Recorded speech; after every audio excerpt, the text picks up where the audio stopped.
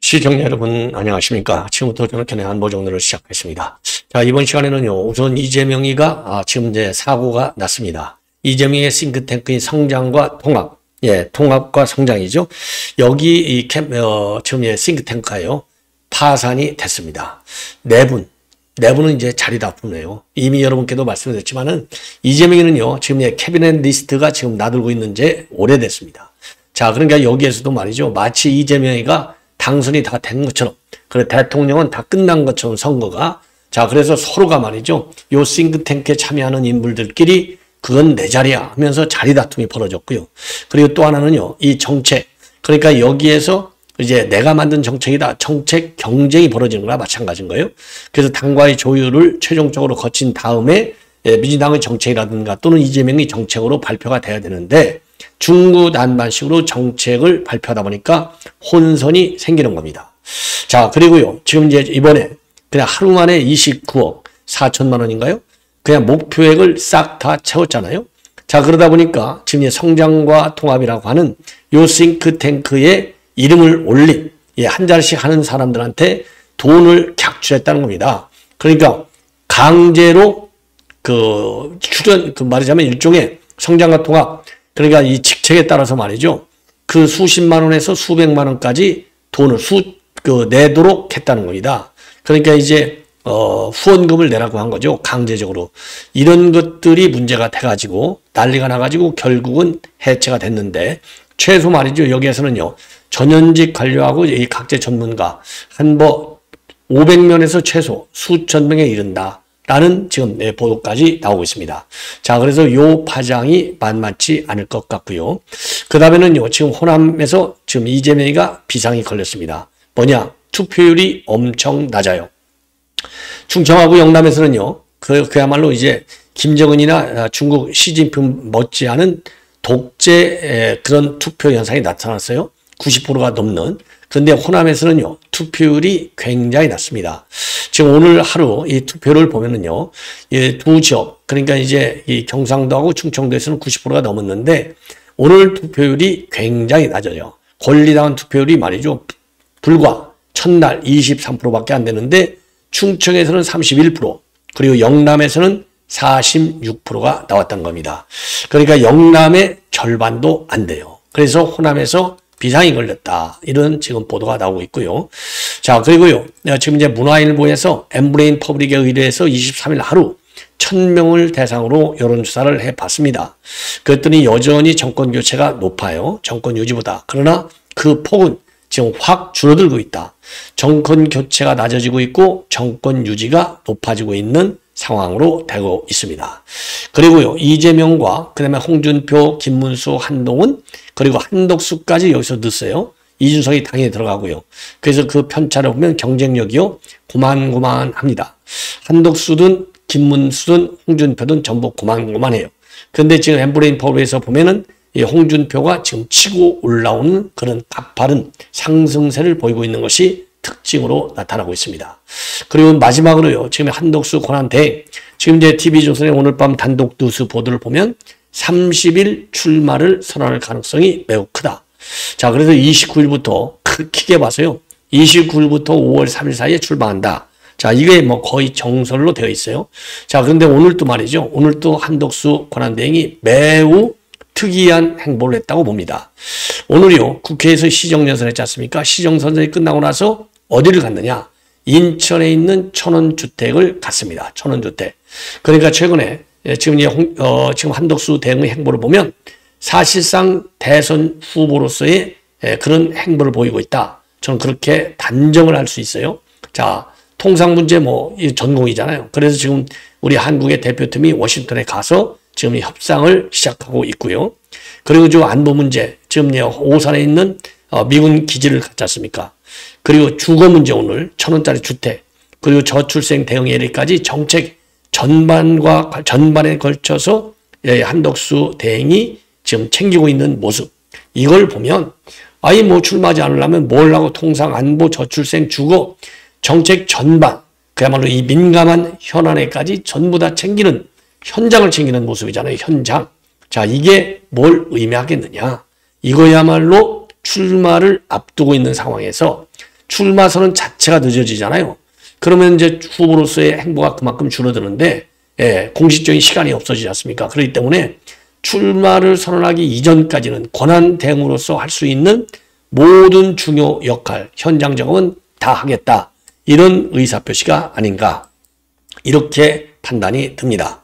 자, 그래서 이러한 내용을 가지고요, 여러분께 이제 하나씩 설명을 해 드리도록 하겠습니다. 자, 그러면은요, 우선 여론조사 내용을 말씀을 드리겠는데, 오늘요, 문화일보가 엠블레인 퍼블릭에 의뢰해서 나온 조사하고, 매주 목요일 날 나오는 여론조사하고 이제 두 개가 있어요. 두 개. 자, 그래서 요 두 가지를요, 동시에 여러분께 말씀을 드리도록 하겠습니다. 자, 여기를 보면은요, 요걸 좀 키울게요. 자, 정권 교체 팍 줄었잖아요. 그리고 정권 유지 팍 올라갔잖아요. 이게 지금 현재 여론의 추세입니다. 자, 그래서 정권 유지하고 교체 쪽이 말이죠. 이게 3월 달만 해도 비슷했어요. 아주 오차 범위 내로 근접했다가 지금 이제 4월 탄핵이 이제 인용이 된 이후로 바닥을 찍으면서 정권 유지가 쪽 바닥을 계속 쳐왔는데 반등을 하고 있어요. 반등. 요 정권 유지 쪽이 반등하는 것은 시간이 갈수록 이재명 갖고는 안 돼. 사법 리스크가 실제적으로 이제 우리 국민들에게 영향을 주는 것이 아니냐. 이렇게 판단이 되고요. 선호도에서는 이재명이가 압도적으로 41, 그리고 홍준표, 김문수는 10, 한동훈이 8, 안철수 3, 이준석 3이 되겠습니다. 이게 이제 가장 따끈따끈한 여론조사가 되겠습니다. 자, 그래서, 죄송합니다. 예. 자, 이 정도로 해서 지금 이제 여론조사 내용을 말씀을 드렸고요. 이게 이제 NBS 여론조사가 됩니다. 21일에서 23일, 매주 금요일 날 나오는 거. 자, 그래서 이제 이재명이 압도적으로 41. 그다음에요. 그러면 이제 야권 지도자 중에 이제 이재명은 압도적으로 41인데 보수 지도자들끼리 합쳐놨을 때 국민의힘하고 이준석이를 합쳐놓으면 34. 그래서 이재명보다 7%가 낮아요. 예. 자, 그래서 이걸 보면은 아까 말씀드린 정권 교체냐 유지냐는 정권 유지 쪽이 압도적으로 커져가고 있어요. 자, 그래서 이제 여론의 구도는 좀 개선되고 있다. 그리고 적합도 조사에서는 이재명이가 41인데 이거는 전주보다 2%가 올랐어요.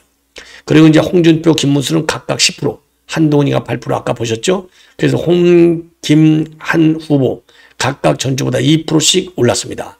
그리고 안철수는 그대로 3, 그리고 이준석이도 그대로 3이 되겠습니다. 자, 이 정도가 이제 NBS 여론조사고요. 중도 측에서 보면요, 이재명이는 45, 홍준표는 7, 한동훈이는 6, 김문수, 이준석이가 5%입니다. 그리고 무당 측에서는요, 이재명이가 17, 홍준표, 안철수는 6, 김동연이 3입니다. 자, 그리고요, 그 다음에 이거는 이제 이재명이를 비롯한 모든 후보가 되는 것이죠. 저 이준석을 빼놓은 우리 국민의힘 후보. 그리고 이번에는요, 이재명이하고 국민의힘 후보하고 이준석이를 3자 대결을 했을 때 보니까 이재명이가 46, 김문수가 25, 이준석이가 9입니다. 그리고 홍준표를 집어넣으면은 이재명이가 45, 그리고 홍준표가 26, 이준석이가 7입니다. 예. 그리고요, 한동훈하고 대결했을 때는 이재명이가 45, 한동훈이가 21, 그리고 이준석이가 8. 그래서요, 김문수, 그 다음에 홍준표, 한동훈 순으로 지지율이 낮아진다. 예. 그리고요, 아까 말씀드린 대로 정권 교체보다는 정권 유지 쪽이 지지율이 올라가고 있다. 그리고 중도 측에서도 정권 교체와 정권 재창출이 58대 29, 무당 측에서는 정권 교체와 재창출이 36대 25입니다. 그리고 대선 때 뭘 제일 많이 볼 것이냐에 대해서는요, 35%가 리더십과 위기 대응 능력을 보고 있고 도덕성과 청렴성은 20%, 정책 실현 가능성은 16%를 보고 있고요. 정당 지지는 민주당이 38, 전주보다 1조 올라갔고 국민의힘은 35, 전주보다 5%나 대폭 올라갔습니다. 예. 자, 그리고 이제 문화일보. 예, 문화일보는 전화, 이 NBS도 전화 면접입니다. 그리고 문화일보 엠블레인 퍼블릭도 면접 조사입니다. 그래서 이거는요, 23일 하루 1000명을 대상으로 면접 조사를 해봤더니요, 여기에서 보니까요, 국민의힘 지지층과 무다층만을 대상으로 한 조사에서 홍준표가 1등 23, 한동훈이가 2등 22, 김문수가 3등 19%, 그리고 안철수는 6입니다. 안철수는 6. 예, 6이에요. 자, 그리고 이재명하고 구 여권 후보들 가상 양자 대결을 할 경우에는요, 17 내지 24% 정도를 이재명이가 앞서고 있습니다. 가장 작은 격차를 보이는 것은 역시 한덕수 대행, 그리고 홍준표가 되겠습니다. 그래서 이재명이가 47이고 한덕수 대행은 30%, 그리고 이재명이가 46%고 홍준표는 29%, 1% 차이가 되겠습니다. 그리고 김문수 후보 대결에서는요, 이재명이가 49, 김문수가 27, 22% 차이가 납니다. 그리고 이재명하고 한동훈 후보는요, 47대 24가 되겠고, 이재명과 안철수는 45대 21이 됩니다. 자, 그래서요, 여기서 보면은 이제 한덕수 권한대행이 경쟁력이 1등이고 2등이 홍준표. 예. 자, 그래서 각 1% 차이밖에 되지 않아요. 예. 그리고 김문수가 20이기 때문에 27. 그래서 2% 차이가 나고요. 그리고 한동훈이는 24니까 다시 3% 차이가 납니다. 그래서 사실상요, 지금 이재명이가 붙었을 때는 한덕수, 홍준표, 그리고 김문수 3자 치열한 경합이 된다. 이렇게 볼 수 있어요. 자, 그러면 여기에 이준석이를 집어넣었을 경우, 이준석이를 집어넣어서 3명이 국민의힘하고 이재명하고 이준석까지 넣었을 경우에는요, 이재명이가 45% 이상, 그리고 국민의힘 후보와는 18% 이상의 격차가 나오고 있습니다. 그래서 이재명, 홍준표, 이준석이를 집어넣으면 45, 27, 6. 그리고 이재명, 김문석, 이준석이를 넣으면 46, 25, 7. 그리고 한동훈이를 집어넣으면 45, 21, 7. 그리고 안철수를 집어넣으면 45, 18, 7이 됩니다. 자, 그리고요, 한덕수를 집어넣었을 경우에는 46, 29, 이준석 7입니다. 그러니까 이준석이 둘 합쳐도 36밖에 되지 않아요. 이거 큰일 났습니다. 큰일 났어요. 자, 그래서 한덕수 대행이 29기 때문에 이재명하고 홍준표 할 때가 제일 높거든요. 27. 자, 그래서 요게 2% 정도 높게 나와요. 그러면 이거는 가변성이 여전히 있다. 이렇게 봐야 될 것 같습니다. 냉정하게 볼 때. 예. 그리고 지금 이미 여러분께도 말씀드렸듯이 성장과 성장과 통합이라고 하는 이재명 싱크탱크, 예, 성장과 통합. 요것이 결국은 싸움이 벌어져 가지고 깨졌어요. 그래서 이 해산이 임박했다. 지금 또 어느 보도에서는 해산됐다. 이렇게까지 보도가 나오고 있는데 그 이유는요, 내분입니다. 내분이 일어나는 원인은 바로 뭐냐? 우선 규모가 500명에서 1000명도 넘는다는 설까지 있어요. 16일 날 출범했고, 여기 공동대표는요, 유종일, 이 공동상임대표가 되겠습니다. 유종일. 예, 유종일이 하고요. 또 공동대표, 지금 이제 여러 명이 있어요. 예, 유종일하고 허민 공동상임대표인데, 자, 이 사람들이 이제, 결국 이제 깨졌어요. 깨진 이유는 그야말로 당과 조율 없이 정책을 함부로 내놔서 혼선을 주고 있다. 이게 이제 하나고, 두 번째로는요, 성장과 통합이라고 하는 의원들한테 10만 원에서 300만 원에 상당하는 기부금 납부를 요청해서 논란이 더 커지고 있다. 예, 논란이 더 커지고 있다. 그러니까 이제 성장과 통합이라는 정책연구소잖아요, 정책. 그러니까 이제 정책 가지고 당하고도 싸움이 나고 내부 의원들끼리도 싸움이 난 겁니다. 자, 그리고 말이죠. 그리고 일부 인사가는 차기 정부의 특정 자리에 이름이 거론되면서 사전선거운동 시비와 민주당 선대문 활동과 관련한 혼란 야기 우려가 크게 이 해체의 원인이 됐다. 예, 그래서 말이죠. 성장과 통합의 이현웅 기획운영위원장이 보도자료를 내서 이거 발표를 했어요. 예. 그래서 해체를 결정했다고 발표를 했습니다. 자, 그래서 이 발전적 해체까지 얘기가 나왔고 여간 해체는 결정이 됐다. 그런데 여기에 대해서 지금 이제 유종일과 허민 공동대표는 아니다. 해체 보도자료는 인지하지 못한 내용이다. 정책 재헌집을 완성한 후에 향후 활동 방향을 논의 중에 있고 정책 재헌집을 특정 캠프에 전달하는 것은 선거법 위반 소지가 있다는 판단에 따라서 각 정당에 전달하는 방법을 모색 중에 있다. 그런데 이 얘기는요, 이재명 후보의 싱크탱크야. 그동안에 이제 그렇게 알려졌잖아요. 그거 아니야 라고 하는 지금 얘기나 마찬가지예요. 그러니까 각 정당에 다 준다는 거 아니겠습니까? 이런 것도 민주당 측과의 갈등 요인이 된 것으로 보입니다. 자, 그리고요, 성장과 통합의 대변인 임병식인데 이 사람도요, 대선 본도를 앞두고 당분간 로키로 가면서 조직을 정비하는 시간을 갖겠다. 예. 자, 그럼에도 불구하고 말이죠. 지금 이제 이 사실상 기능이 끝났다. 해체 수순으로 돌입했다. 자, 이런 얘기가 지금 파다한 상황이 되겠습니다. 자, 그래서 이제 이 민주당이 이재명이가 말이죠.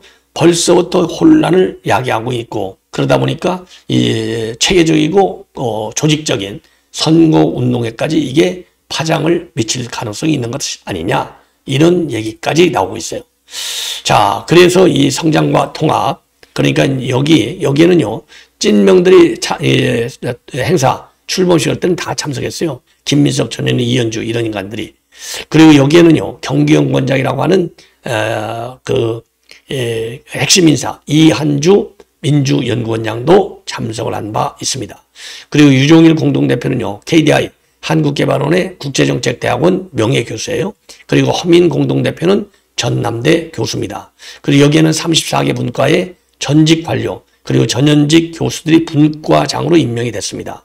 그래서 출범식에서 이 사람들은요 3% 잠재 성장률, 세계 4대 수출 강국, 1인당 국민소득 5만 달러 달성을 목표로 하는 3, 4, 5 성장 전략을 국가 비전으로 제시했다고 합니다.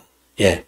자, 그래서 이게 29억 4천만 원을 지금 모두 채우는데 상당히 기여를 했다는 거예요. 상당히 기여를 했다. 그래서 후원금을 낸 6만 3천 명 가운데 99%가 10만 원 미만의 소액 후원자였다. 그래서 2022년 대선 때 2달 동안 3만 천여 명이 후원에 참여한 것과 비교해 보면 하루 만에 2배가 넘는 인원이 참여했다는 겁니다. 자, 그리고요, 지금 이제 호남에서 비상이 걸렸다라고 제가 말씀드렸잖아요. 영남과 충청에서 90%에 육박하는 표를 얻었는데 호남에서는 이런 압도적인 승리를 위해서 대선을 굳혀야 되는데 그게 쉽지 않을 것 같다. 이런 전망이 나오고 있어요. 22일에 이어서 23일 이틀째로 호남을 찾았는데 김경수는 그래서 호남 홀대론을 계속해서 본인이 불식시키겠다. 이런 입장을 내놓고 있고 그리고 김동연 후보는 호남에서 이재명 독주를 막아달라. 지금 이렇게 난리가 났는데요. 호남에서의 권리당원 첫날 투표율 오늘 23%밖에 되지 않았는데 충청에서는 첫날 30일, 영남에서는 46%였다고 합니다. 자, 그래서 이재명의 일반적 독주가 상당한 부정적 영향을 줬다. 이게 중론으로 되어 있어요. 그리고 의원들, 그렇죠? 자치단체장까지 나서서 투표를 독려하고 있는데 만만치 않다는 겁니다. 자, 그래서요, 지금 유일하게 1박 2일 일정을 호남에서 보내고 있어요. 전남부. 자, 그래서 전남 전북에다가 국립의대를 신설하겠다. 그래서 소외감을 없애도록 하겠다. 그리고 원전도 짓겠다. 예, 원전도 짓겠다.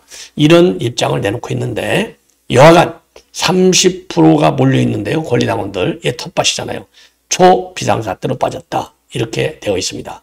자, 그리고 전반적으로 우리 국민이 지금 전부 다 심지어 안철수까지 단일 빅텐트론을 지지하는 식으로 지금 사실상 이제 문이 다 열렸다. 그러다 보니까요. TV조선의 단독 뉴스를 보면은 한덕수 대응은 30일 출마 여부 입장을 발표할 것이다. 왜 그럼 30일이냐? 30일이 월요일이에요. 왜냐하면 지금 주말에 26일 날 지금 워싱턴에 파견된 우리 대표팀이 들어옵니다. 그러면은 월요일 날인 28일 날 보고를 전도받고요. 29일 날 국무회의에서 사퇴하는 의사를 밝히고 그리고 30일 날 출마를 선언한다. 화요일 날. 자, 이래야만이 이게 지금 자연스럽게 출마 무리수를 두지 않을 수 있다는 겁니다. 자, 왜 그러냐면 지금 이거는 이제 관세협상 대표단 기준이고 우리 국민의 경선 구도를 보면 29일 날 2차 경선이 발표가 됩니다.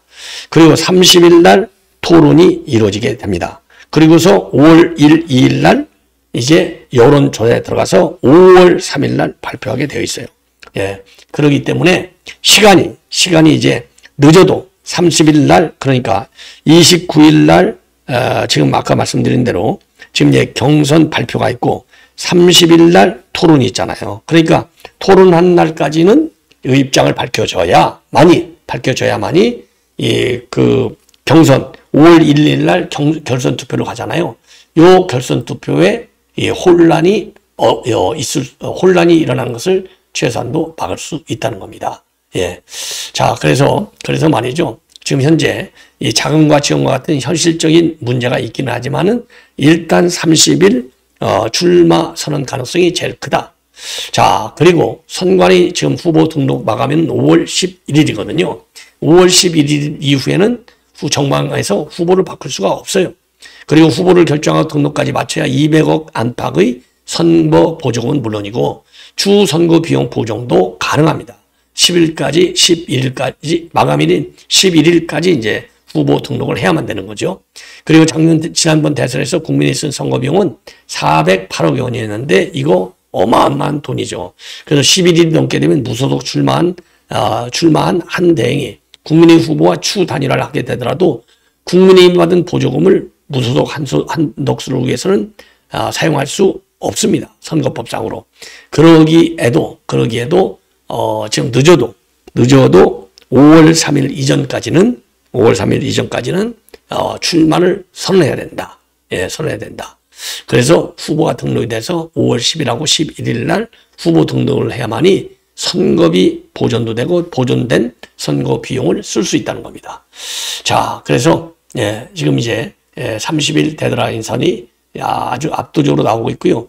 이러한 가운데 오늘 지금 이제 시정연설 잘했잖아요. 자, 그런데 시정연설을 마치고 나서 인천에 있는 천원주택 현장을 찾았다는 거. 이거는요, 청년과 신혼부부들에게 하루 1,000원의 임대주택을 제공하는 사업인데 국민의힘 경선에도 도전했던 유정복 시장도 직접 격려한 바 있습니다. 자, 그러면서 말이죠. 이 천원주택을 방문해서 주택을 둘러보면서요. 2년 전 잼버리 사태 때 화장실 청소를 했던 사연도 언급했습니다. 제가 원래 화장실을 청소하는데 좀 이골이 나 있어서요. 이렇게까지 얘기했어요. 이걸 보면 그야말로 본인이 얼마나 희생적인 일을 잘하느냐. 요거를 실증적으로 보여주고 싶다는 얘기 아니겠어요? 2,000원 천원주택을 방문해가지고 요거는 2030 세대 그리고 약자 그러죠? 저소득층 약자와의 동행 오세훈이가 얘기한 거 이런 것까지 지금 꼼꼼하게 챙기고 있는 모습이 아니냐. 그래서 이런 것만 보더라도 오늘 요 행보만 보더라도 그러니까 지금 국정기조연설을 마치고 나올 때 기자들이 물어보니까 출마할 거냐 고생이 많습니다 라고 했잖아요. 그런데 끝나고 나서 천원주택을 갖다 이거 고생이 많습니다 말 자체도 출마를 사실상 시인한 발언이다. 저는 그렇게 논평을 했는데요. 지금 이제 천원주택을 간 것도 내심으로는 이미 출마 결심이 섰다. 이렇게 판단이 듭니다. 예. 자, 시청자 여러분 이것으로 본 방송을 마치겠습니다. 대단히 고맙습니다.